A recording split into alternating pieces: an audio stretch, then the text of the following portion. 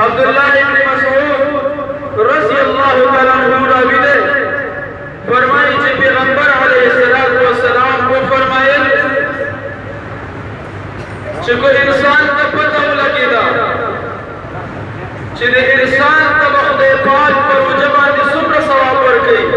ویدے وہی کاش کہ دا روجہ ٹول کر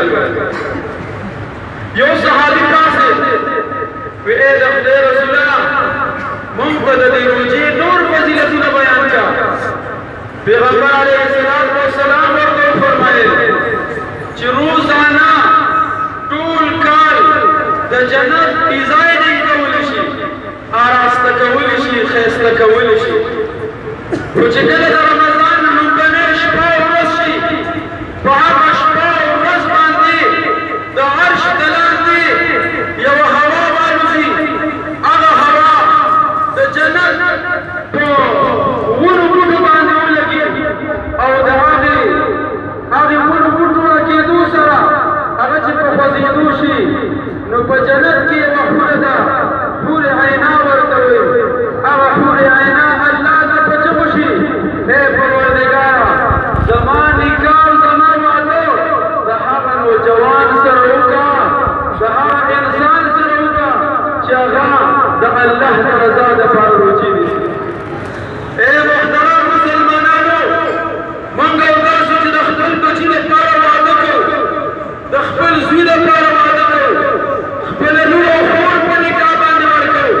دا غی دا پار درگیرونو دا غی دا پار دیگون بندو رسکو دا غی دا پار دا کالیو دا پتری بندو رسکو دا حور عینا ملاویگی اے دا خانا مسلمانا دا حور عینا ملاویگی دا غٹو غٹو سترکو والا حور بطاعت ملاویگی نو تا دا دنیا دا خزی دا پارا دا غی دا پارا سمر کراؤنا کے سونا جوڑے کالی جوڑے چور جوڑے کمرہ جوڑے او حور عینا جتا دا ملاویگی نو تا دا غی دا پارا گرمی دا برداشت کریں تا دا غی دا پارا سکت دنگے فدی و جوانی دا گرمی او دا موسم او دا خطر تودری دل دا اللہ کا دربار کی انشاءاللہ عزیز بابا مغفرت سببی تاشو گواہ سنگے چھ اللہ جل جلالہ ہوگا دے قاری سے برکت دے قرآن سے برکت زمان کو استاذ جو دل نجات و بخنہ بکئی اور اے مسلمانوں بس خبر را ختمول غالب سے